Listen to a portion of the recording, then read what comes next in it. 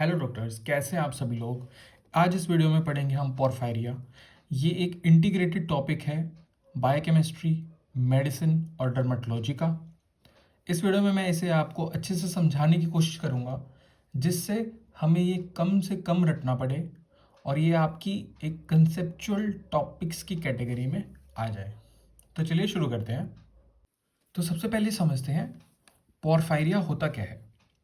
जो हमारा haem biosynthesis pathway है, उसमें कुछ एंजाइमेटिक डिफेक्ट्स होते हैं। मैं आपको कुछ ही मिनट में दिखाऊंगा कि कौन कौन से एंजाइम्स, और पूरा पाथवे आपको समझाऊंगा।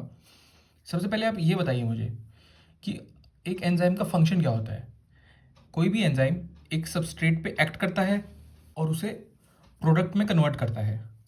अब अगर उस एंजाइम की डेफिशिएंसी हो जाए तो क्या सबस्ट्रेट इंक्रीज होगा? बिल्कुल होगा। तो यहाँ पे भी वही चीज़ है। अब इन एंजाइमेटिक डिफेक्ट्स की वजह से एक्यूमुलेट होता है सबस्ट्रेट, जो पोरफायरिया के केस में होता है porphyrin precursors proximal to the defective enzyme. अब पाथवे दिखाने से पहले मैं आपको दो चीज़ बहुत इंपॉर्टेंट बताना चाहता हूँ, जो हमारे पोरफायरिया का बेस बनाएंगे। सबसे पहली चीज़ है उसमें हीम का स्ट्रक्चर। तो हीम स्ट्रक्चर समझते हैं। हमारे हीम में हमें सबको पता है कि एक मेटल होता है जो कि है Fe2+, यानी कि हमारा आयरन, और वो जुड़ता है पोरफायरिन के साथ और मिलके बनाता है फेरो प्रोटोपोरफायरिन। क्योंकि यहाँ पे जो पोरफायरिन मैं आपको बताऊंगा पाथवे में, जो हमारा एंड का पोरफायरिन होता है वो होता है प्रोटोपोरफायरिन। तो इसीलिए हीम को हम बोलते हैं फेरो प्रोटोपोरफायरिन। अब इसका स्ट्रक्चर कुछ इस तरीके का होता है। आयरन तो यहाँ पे बीच में आ गया। अब ये पीबीजी क्या है? पीबीजी होता है पोर्फोबिलिनोजन।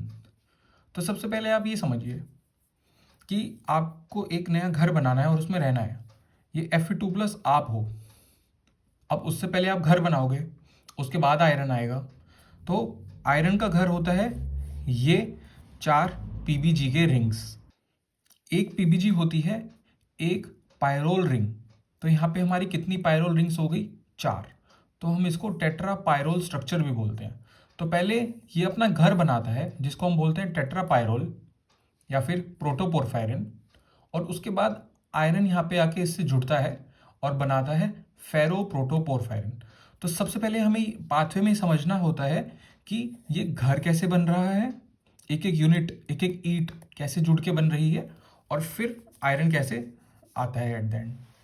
अब उसके बाद मैं आपको बताना चाहता हूँ पोरफायरिन्स क्या होता है और उसकी टाइप्स क्या होती हैं। सबसे पहले ये देखिए, पोरफायरिन जो है इसका एक प्रिकर्सर होता है, यानी कि जिससे वो आता है उसको हम बोलते हैं पोरफायरिनोजन। ये एक कलरलेस कंपाउंड होता है और ये रिड्यूस्ड फॉर्म है। और जब पोरफायरिनोजन ऑक्सीडाइज हो जाएगा तब वो बन जाएगा पोरफायरिन। और पोरफायरिन कलर्ड भी होता है। तो ये इन दोनों में डिफरेंस है कि पोरफायरिनोजन एक कलरलेस कंपाउंड है और एक रिड्यूस्ड फॉर्म है, और पोरफायरिन कलर्ड कंपाउंड है और एक ऑक्सीडाइज्ड फॉर्म है। अब मैंने आपको बताया था कि पोरफायरिन बनाना है हमें। यहाँ पे हमें पायरोल रिंग्स चाहिए होती है ये घर बनाने के लिए, पीबीजी। तो एक पायरोल रिंग तो हो गई ये। ऐसी हमें 4 पायरोल रिंग लगती है जो बनाएगा पोरफायरिन। ये एक पायरोल रिंग है, हमें 4 पायरोल रिंग लगती है बनाने के लिए पोरफायरिन। अब पोरफायरिन की टाइप्स होती हैं 3। इसको हम इस ऑर्डर में याद रखेंगे क्योंकि जो हमारा हीम पाथवे है उसमें भी ये इसी ऑर्डर में बनती हैं। तो ये हमारे लिए बहुत इजी रहेगा अगर हम इन्हें इसी ऑर्डर में याद रखेंगे। You C P. यू से होता है यूरोपोरफायरिन, सी से होता है कोप्रो, और पी से प्रोटोपोरफायरिन। तो ये हमारे 3 टाइप्स के पोरफायरिन हैं। इनके बारे में मैं आपको आगे डिटेल में बताऊंगा हीम सिंथेसिस पाथवे के साथ साथ। तो चलिए अब हीम पाथवे देखते हैं। हीम बायोसिंथेसिस में सबसे पहली चीज़ होती है कि ये कहाँ पे होता है, साइट क्या है इसकी। तो ये बॉडी के हर टिश्यू में होती है। मेनली 2 कंपार्टमेंट्स होते हैं, एक लिवर होता है और second erythrocyte precursors of the bone marrow. ध्यान से देखिए कि एरिथ्रोसाइट प्रिकर्सर है, एरिथ्रोसाइट नहीं है, आरबीसी नहीं है। क्यों? इसका जवाब यहीं पे हमारी अगली लाइन में। क्योंकि जहाँ पे ये होता है वो जगह होती है partly cytoplasmic and partly mitochondria. तो आप मुझे बताइए, क्या एरिथ्रोसाइट में माइटोकॉन्ड्रिया होता है? नहीं। इसीलिए ये एरिथ्रोसाइट प्रिकर्सर्स में होता है, ना कि एरिथ्रोसाइट। तो हमें ऑर्गेनेली भी पता चल गया और साइट भी पता चल गई। अब हम शुरू करते हैं पाथवे से। तो ये जो बॉक्स है ये माइटोकॉन्ड्रिया रिप्रेजेंट कर रहा है और इसके बाहर जो है ये साइटोसोल है, यानी कि साइटोप्लाज्म। तो स्टार्टिंग होती है माइटोकॉन्ड्रिया के अंदर से, जो फर्स्ट स्टेप है। यहाँ पे सक्सिनाइल कोए और ग्लाइसिन आपस में जुड़ते हैं by the enzyme ALA synthase. एला सिंथेज भी बोल सकते हैं। इसकी फुल फॉर्म होती है अमीनो लिविलिनिक एसिड। और यहाँ पे हमें ज़रूरत होती है विटामिन B6 की, यानी कि पायरिडॉक्सिल फॉस्फेट। तो जो हमारा फर्स्ट स्टेप है उसके लिए हमें दो चीज़ें चाहिए होती हैं, एक तो एंजाइम एला सिंथेज और सेकंड पायरिडॉक्सिल फॉस्फेट। ये बना देता है डी एला। अब ये माइटोकॉन्ड्रिया से बाहर जाता है साइटोसोल में। अब ये बाहर आ गया।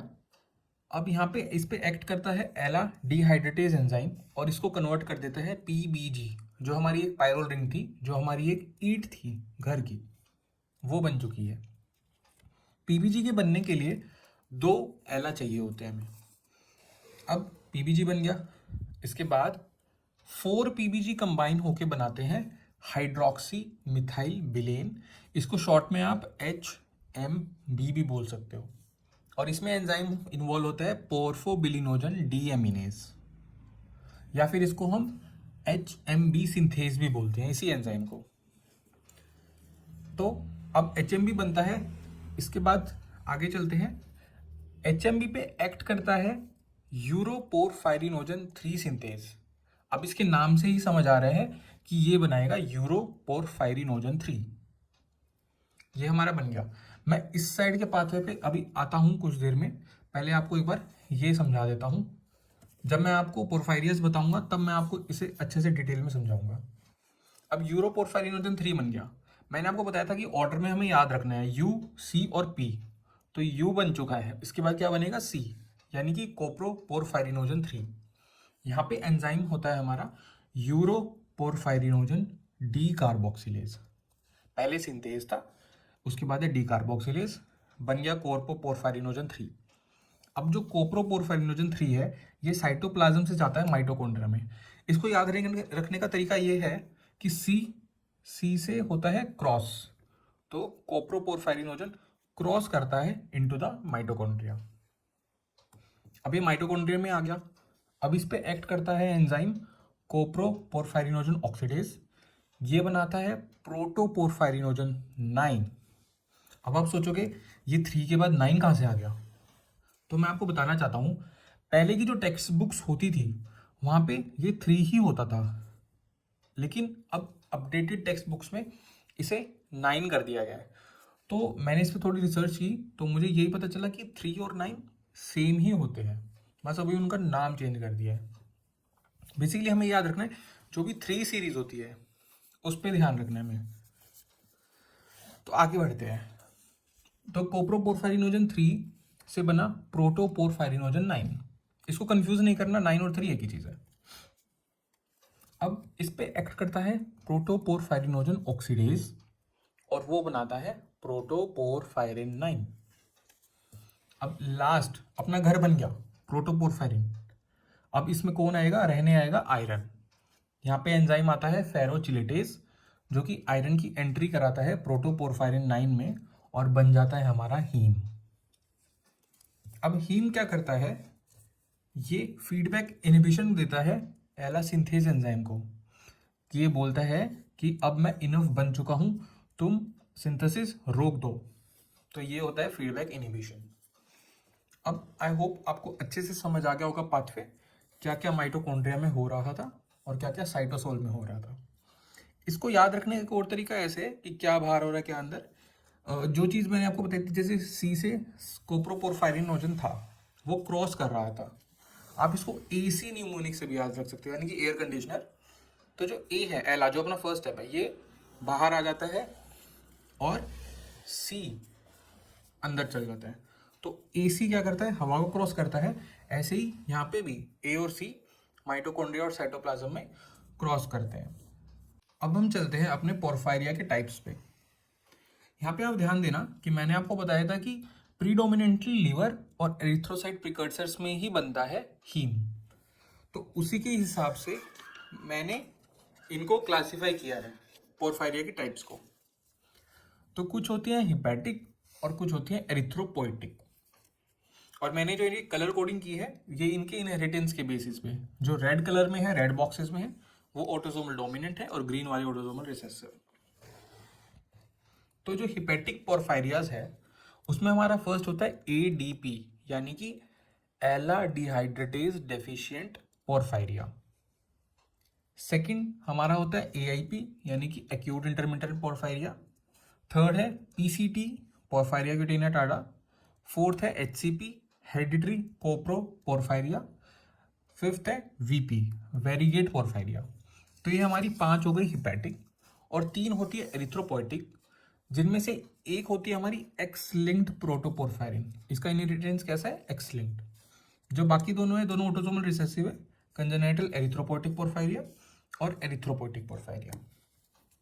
अब इनको समझते हैं इस डायग्राम के थ्रू। तो सबसे पहले मैं शुरू करना चाहूँगा एडीपी के साथ, जो हमारा फर्स्ट पोरफायरिया था।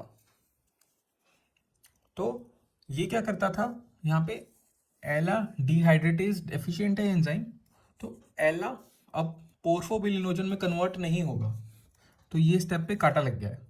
तो बॉडी में क्या इकट्ठा होगा? एला इकट्ठा होगा। अब समझते हैं इसकी वजह से होगा क्या, क्लिनिकल फीचर्स कैसे आएंगे। सबसे पहले आप ये समझिए, जो एला होता है ये एक छोटा कंपाउंड है, वाटर सोल्यूबल कंपाउंड है, और इस पर इतना कोई सीवियर चार्ज भी नहीं है, इसीलिए इजीली ब्लड ब्रेन बैरियर को क्रॉस कर लेता है, और वहाँ पे क्रॉस करके ये रिएक्टिव ऑक्सीजन स्पीशीज बनाता है, जो कि एक्सोन को डैमेज करता है। ये ऑटोनोमिक न्यूरोपैथी भी कॉज करता है, और इन सब की वजह से क्या होता है, न्यूरोविसरल सिम्टम्स आते हैं, और ऑटोनोमिक न्यूरोपैथी की वजह से एब्डोमिनल पेन भी होता है। इन पेशेंट में साइकेट्रिक सिम्टम्स भी देखने को मिलते हैं। इन सब चीज़ों का कारण होता है ये एला, क्योंकि ये ब्लड ब्रेन बैरियर को क्रॉस कर रहा है। ये याद रखने का एक इंपॉर्टेंट पॉइंट है। क्यों? क्योंकि अभी हम जब देखेंगे इस पाथवे में, जो हमारे प्रॉक्सिमल एंजाइम्स हैं जो डेफिशिएंट हैं, उन्हीं में ही एला इंक्रीज हो रहा है, एला या पीबीजी इंक्रीज हो रहा है। अब उसके बाद जब हम पढ़ेंगे सीईपी, पीसीटी, तो इनमें यूरोपोरफायरिनोजन इंक्रीज होता है, एचएमबी इंक्रीज होता है, तो इनमें एला इंक्रीज नहीं हो रहा, जो कि ब्लड ब्रेन बैरियर को क्रॉस करता है। तो ये चीज़ हमारे लिए याद रखना ज़रूरी है। और जो पोरफायरिन्स जब इंक्रीज होते हैं वो कराते हैं क्यूटेनियस सिम्टम्स। इन सबको अभी हम देखेंगे डिटेल में, बस मैंने एक जनरल अंडरस्टैंडिंग के लिए यहाँ पे बताया है। और तो सबसे पहले आता है हमें एडीपी पे। इसको हम प्लम्बो पोरफायरिया भी बोलते हैं, क्योंकि जो लेड है वो इस एंजाइम को इनहिबिट कर सकता है, तो उसकी वजह से भी ये वाला टाइप को पोरफायरिया देखने को मिल सकता है, इसीलिए प्लम्बो पोरफायरिया। तो इस पे एंजाइम डेफिशिएंसी क्या हुई? एला डिहाइड्रेटेज, ये होता है हमारा ऑटोसोमल रिसेसिव। क्लिनिकल फीचर्स मैंने आपको बताया किस वजह से आते हैं इसमें, एला इंक्रीज होने की वजह से, क्योंकि वो एंजाइम डेफिशिएंट हुआ था। तो सीजर्स होते हैं पेशेंट को, क्यों? यहाँ पे एक और चीज़ है, जो एला होता है ये गाबा मिमेटिक होता है, यानी कि जो गाबा रिसेप्टर्स होते हैं ये उस पर जाके बाइंड कर जाएगा। अब नॉर्मली जो गाबा है वो एक इनहिबिटरी न्यूरोट्रांसमीटर है जो रिलीज होता है हमारे ब्रेन में। अब समझिए कि गाबा अपने रिसेप्टर पे बाइंड नहीं कर पा रहा है, कौन जाके बैठ गया वहाँ पे? एला। तो अब इनहिबिशन नहीं होगा ब्रेन का, तो क्या होगा? ब्रेन ओवर स्टिमुलेट होने लगेगा, जिसकी वजह से होंगे सीजर्स, साइकेट्रिक मैनिफेस्टेशंस होंगी। अभी मैंने बताया ऑटोनोमिक फीचर्स होंगे, जैसे कि हाइपरटेंशन या टैकीकार्डिया। पेशेंट को एब्डोमिनल पेन होगा, क्योंकि ये ऑटोनोमिक न्यूरोपैथी कॉज करता है। लेकिन इस केस में फोटोसेंसिटिविटी नहीं होगी, क्योंकि इसमें पोरफायरिन्स नहीं बढ़ रहे हैं, इसमें एला बढ़ रहे हैं। तो यही है, किसी टाइप के पोरफायरिया में पोरफायरिन बढ़ रहा होगा, किसी में एला बढ़ रहा होगा, और उसी के हिसाब से सिम्टम्स डेवलप होंगे। तो हमें बस ये याद रखना है किस पोरफायरिया में कौन सा एंजाइम डेफिशिएंट है, उससे हम ऑटोमेटिकली अपनी डायग्नोसिस बना सकते हैं। तो अगर हम इन्वेस्टिगेशन करेंगे तो हमें इसमें एला इंक्रीज मिलेगा, बट यूरिन पीबीजी नॉर्मल रहेगा, क्योंकि पीबीजी तो यहाँ पे बन ही नहीं पा रहा, ये वाला एंजाइम ही नहीं बैठता, तो पीबीजी नहीं बन पा रहा। अब हम चलते हैं अपने नेक्स्ट पोरफायरिया पे, जो कि है AIP यानी कि एक्यूट इंटरमिटेंट पोरफायरिया।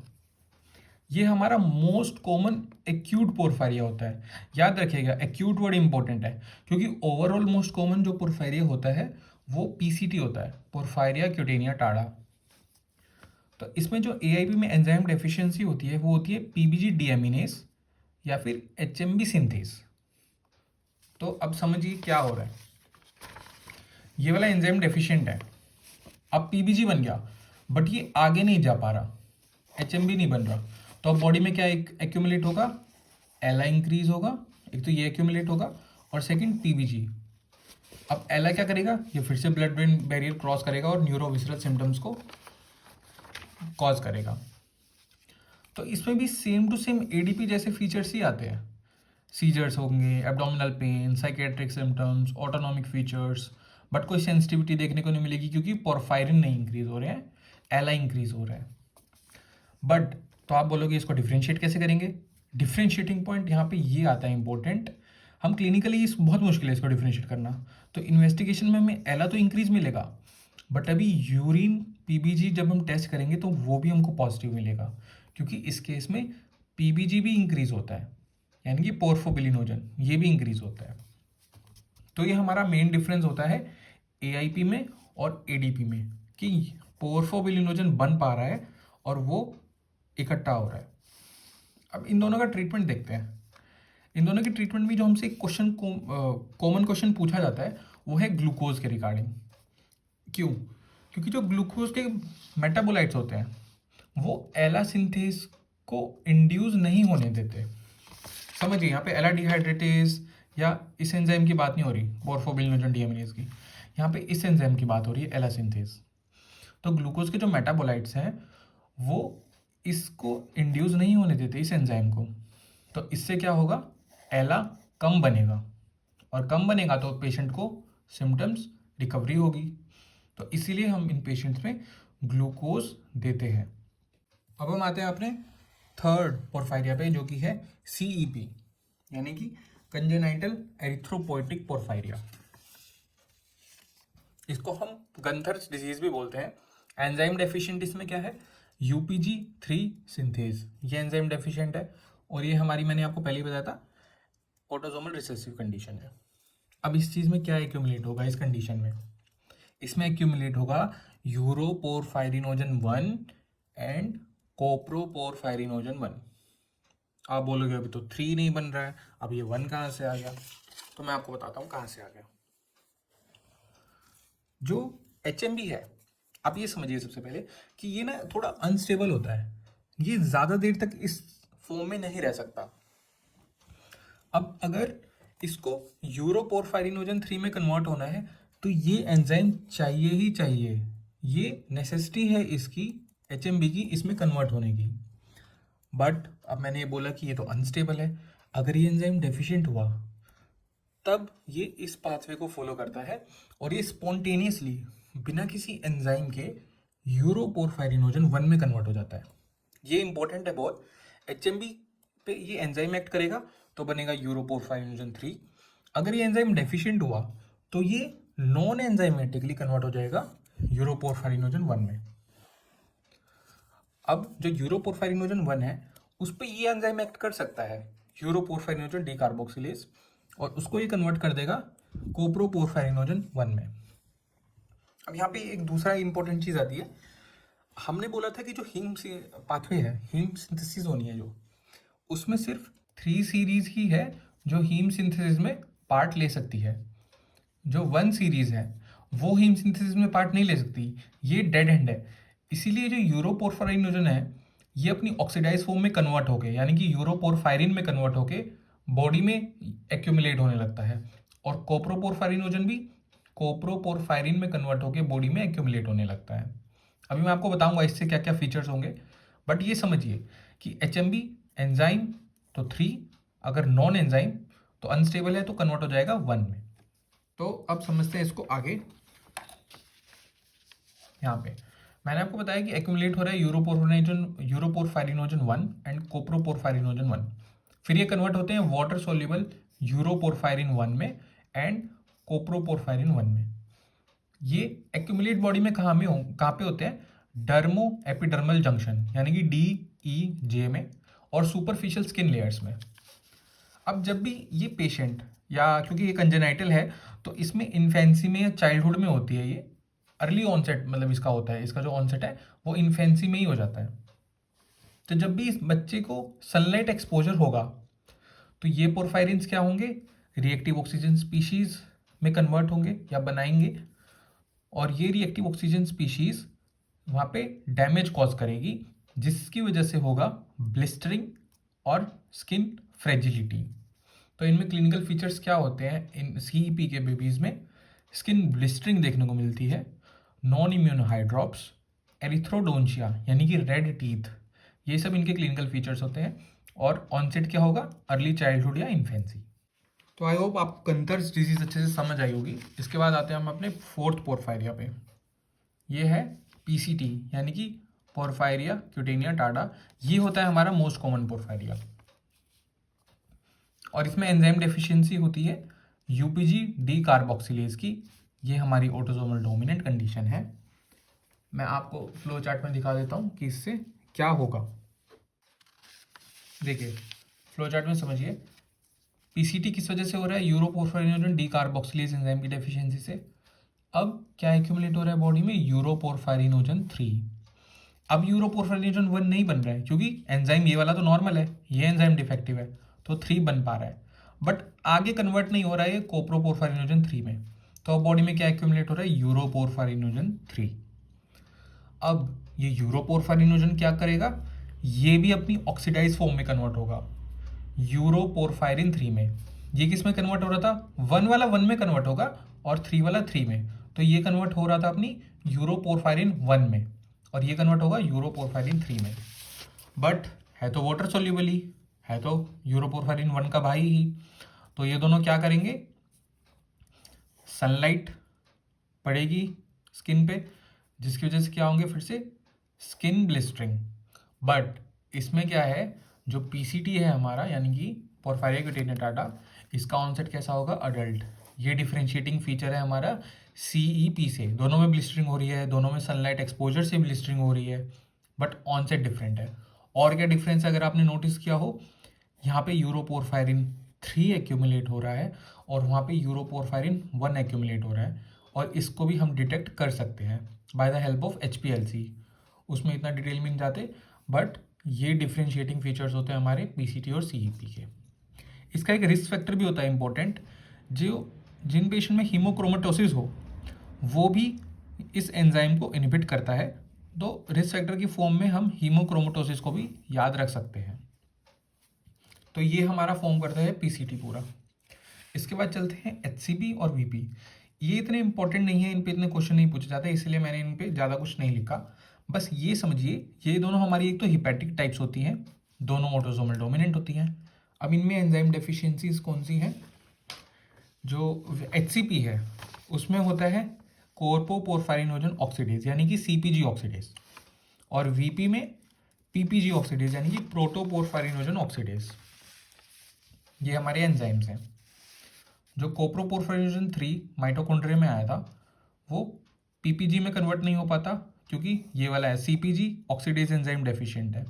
ये कोज करता है HCP, और PPG ऑक्सीडेज डेफिशिएंसी की वजह से होता है वेरीगेट पोरफायरिया। इसमें हमें ये याद रखना है, ये जो दोनों टाइप्स होती हैं हमारी लिवर वाली, इसमें मिक्स्ड क्लिनिकल फीचर्स देखने को मिलते हैं। मिक्स्ड यानी कि इनमें थोड़ा बहुत न्यूरोविसरल भी सिम्टम्स होते हैं और क्यूटेनियस भी होते हैं। क्यों न्यूरोविसरल? सही सोच रहे हो आप कि एला इंक्रीज होने की वजह से ही होते हैं। इसमें इस कंडीशन में भी एला इंक्रीज होता है और इसमें भी, दोनों में न्यूरोविसरल और क्यूटेनियस सिम्टम्स मिलते हैं, एला इंक्रीज होने की वजह से और पोरफायरिन इंक्रीज होने की वजह से। तो ये है हमारा HCP VP। इतना इंपॉर्टेंट नहीं है बट इतना सफिशिएंट रहेगा हमारे लिए। अब चलते हैं हमारे 7th पे, जो कि है एरिथ्रोपोएटिक पोरफायरिया। ये मोस्ट कॉमन होता है हमारे चिल्ड्रंस में। मोस्ट कॉमन एज ग्रुप क्या है? चिल्ड्रन। इसमें एंजाइम डेफिशिएंसी क्या है? फेरोचिलिटेज। यहाँ पे ये ऑटोसोमल रिसेसिव कंडीशन है, और एंजाइम यहाँ पे एक्यूमुलेट क्या होगा? यहाँ पे एक्यूमुलेट होगा प्रोटोपोरफायरिन 9, जो पहले बुकलेट्स में 3 बताया हुआ था, अब उसको 9 कर दिया है, तो प्रोटोपोरफायरिन 9। अब मैंने आपको बताया था कि मैं डिफरेंस बताऊंगा आपको यूरो, कोप्रो और प्रोटो में। यूरो, कोप्रो तो मैंने आपको बता दिया था कि वो वाटर सोल्यूबल होते हैं और स्किन ब्लिस्टरिंग कॉज करते हैं, बट जो प्रोटोपोरफायरिन है ये लिपिड सोल्यूबल होता है। अब लिपिड सोल्यूबल है तो उससे क्या होगा, तो ये क्या होगा, एक्यूमुलेट होता है सेल मेम्ब्रेन्स में, एंडोथीलियल सेल्स में, वेसल्स की, और नर्व एंडिंग्स में। तो अब ये डिफरेंट जगह एक्यूमुलेट हो रहा है उससे। तो जब सनलाइट एक्सपोजर होगा, रिएक्टिव ऑक्सीजन स्पीशीज ये भी बनाएगा, बट ये इसकी वजह से क्या होगा, ये कॉज करता है पेन, एरिथमा और इमीडिएट बर्निंग सेंसेशन। तो यहाँ पे भी क्यूटेनियस मैनिफेस्टेशंस देखने को मिलती है, बट वो डिफरेंट है।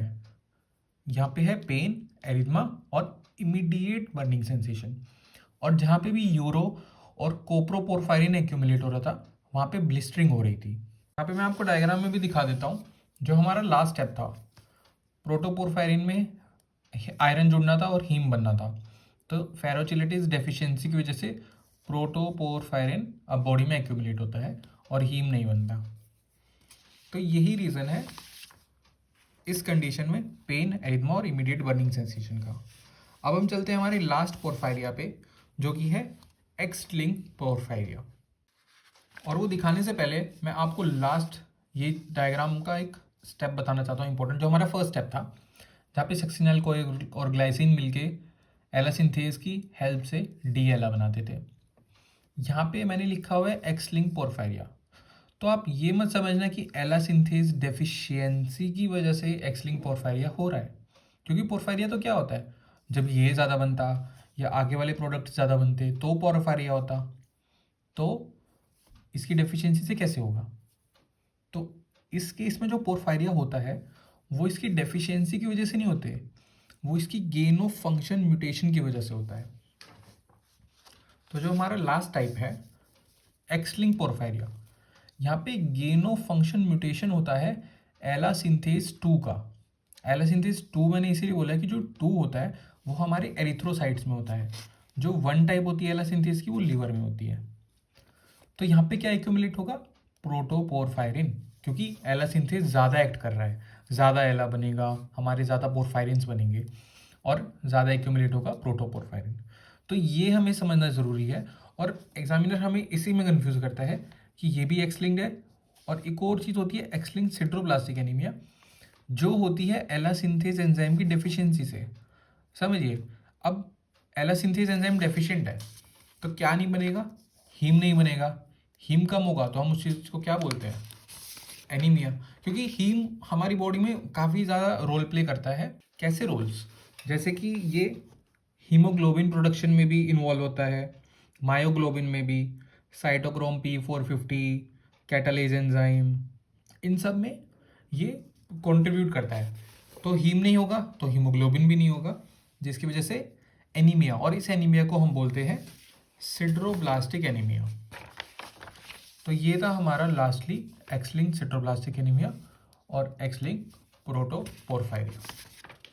तो गाइस, आई होप आपको ये पोरफायरिया का टॉपिक अच्छे से समझ आ गया होगा। ज़्यादा टफ नहीं है, बस हमें ये देखना है कि कौन सा एंजाइम डेफिशिएंट है, उसकी वजह से क्या एक्यूमुलेट हो रहा है और उसकी वजह से क्या सिम्टम्स डेवलप होते हैं। बस यही था हमारा porphyria. Thank you so much for watching. Please leave your feedback in the comment section.